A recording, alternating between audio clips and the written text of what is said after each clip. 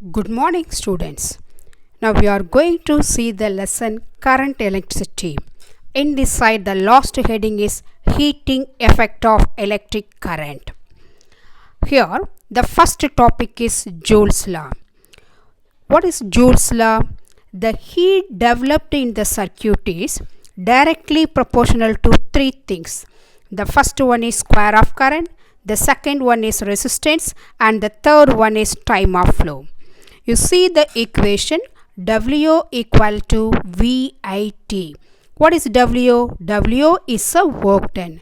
But you know the formula for W, that is work done value equal to power multiplied by time.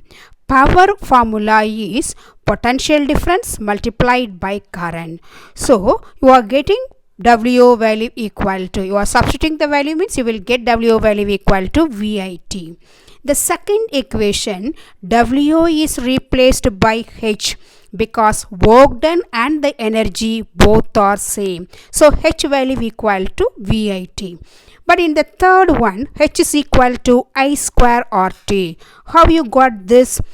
Now you know voltage, Ohm's law, V value equal to I into R. Substitute the value, H value equal to the formula is VIT. Now I am substituting for V value equal to I into R multiplied by I into T means the answer is H value equal to I square R into T. So the amount of heat energy produced in the circuit is directly proportional to square of current, directly proportional to the resistance, and directly proportional to the time taken.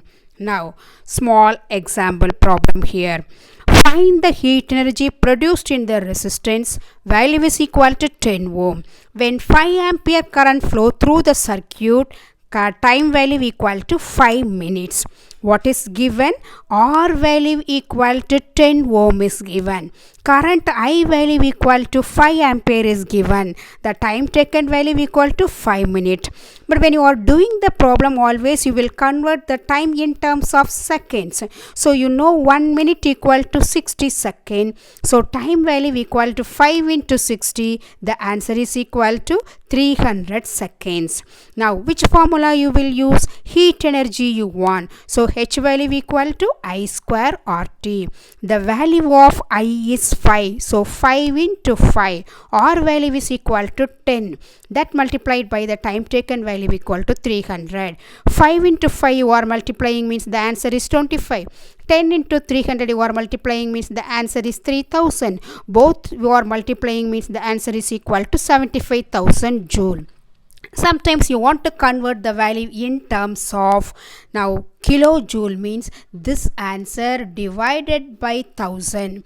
This value divided by 1000 means you will get the answer in terms of kilojoule. Now the next heading is application of Joule's heating effect. Now this side you are using, what are the things you are using in the home side? You know the electric iron box, electric heater, electric toaster. These all some examples home appliances that using or utilizing the heating effect of current. In this heat appliances side, which heating element you are using? You are using nichrome. What is nichrome? Nichrome is an alloy of nickel and chromium.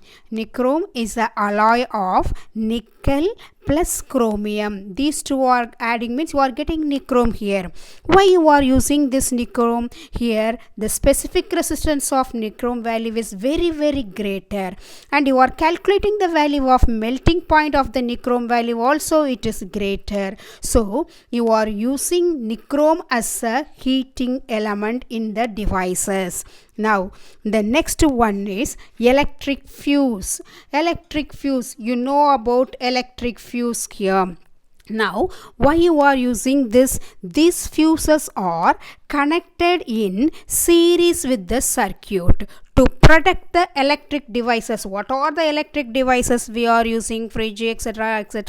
That when the heat developed from the passage of the excess current, large amount of current is produced means this heat that electric fuses only it is used to protect the devices.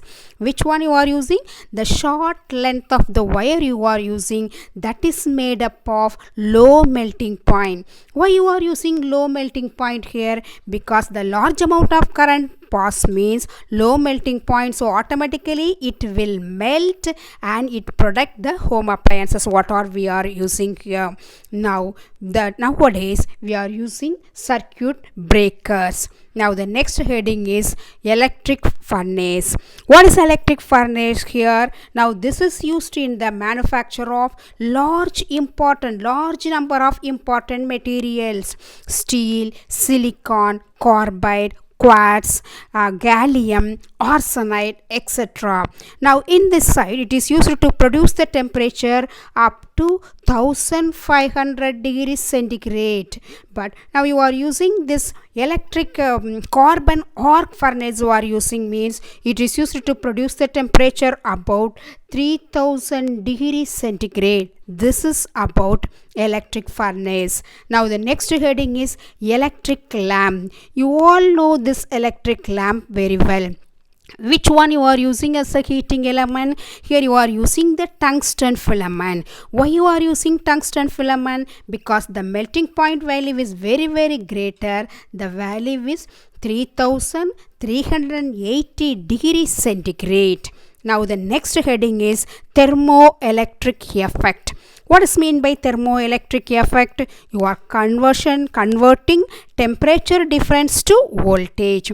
So the value is the conversion from temperature to voltage is possible, or voltage to temperature difference is possible. So vice versa. That is called thermoelectric effect. Here three thermoelectric are here. One is a Seebeck effect, the next one is a Peltier effect, and the third one, that is the last one, is a Thomson effect. Now first we are going to see about what is Seebeck effect. In the Seebeck effect, that is a closed circuit consists of two dissimilar metals. Any two different metals you take that maintain different temperature means the EMF, that is the potential differences developed in this side. Two dissimilar metals, one I am taking a copper, another one I am taking iron. Any two different metals you take maintaining different temperature, one is a hot junction, another one is a cold junction I am taking, means the EMF is produced in the circuit, that is E, or the potential difference is produced, that is called Seebeck effect. Now where you are using the application of Seebeck effect, where you are using this? It is used in the thermoelectric generators. Why you are using? To convert heat into electricity. Now automobile side you are using increasing the fuel efficiency. Then you are using in the thermocouple side and the thermopile side, it is very useful to measure the temperature difference between the two objects. Now the next heading is Peltier effect. What is meant by Peltier effect? Now you are allowing the electric current.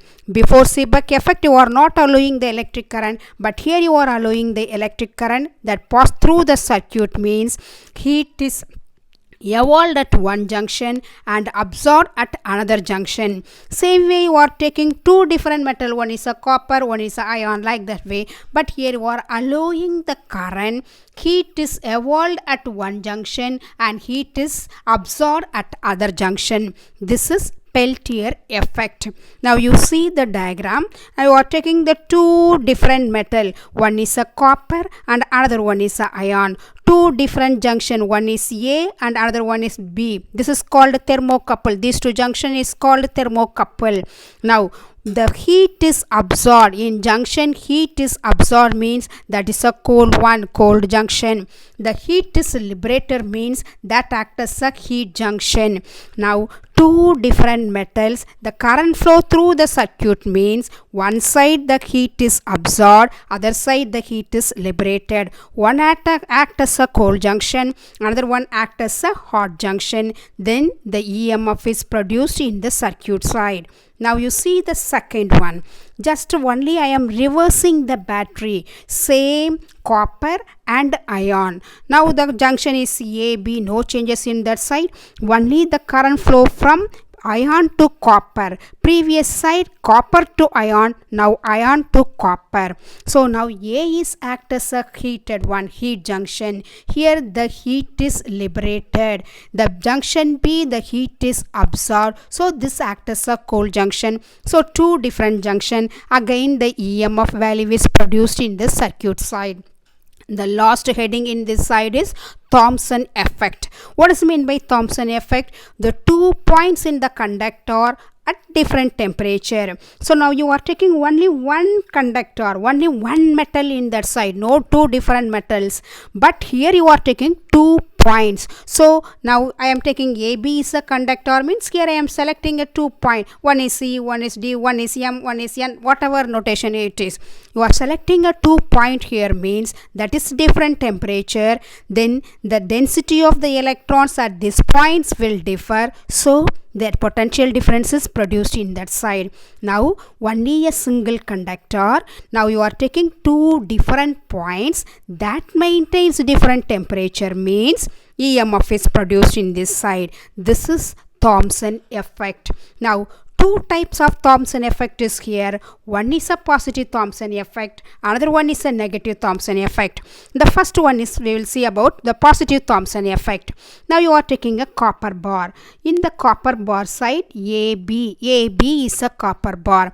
Center you are C is a center, you are applying the heat energy here. In the copper bar side, you are selecting 2 points, one is M, another one is N. Both the points are at equal distance from center C. You see the current flow direction is from A to B. Now this AC part side, the heat is absorbed, and BC or CB side, the heat is evolved. So in a single conductor itself, this take place, the EMF is produced. This type is called positive Thomson effect. Few more example for positive Thomson effect take places: silver, zinc, cadmium. Now the next one is negative Thomson effect. The same way you are taking AB is a conductor, but now you are taking a iron bar. Now in this iron bar, AB is the iron bar. Same way C is the center point. The center side you are applying the heat energy. Equal distance you are selecting 2 points. One is M, another one is N. No changes in that side. But you see this side, AC, the heat is evolved here, and BC side or CB side, the heat is absorbed. So this side the heat is absorbed. So the same side in a single conductor, two different points you are selecting that maintains different temperature, means the EMF is produced in the circuit side. This type is called negative Thomson effect. Few more example for negative Thomson effect: platinum, nickel, cobalt. That all few example for negative Thomson effect.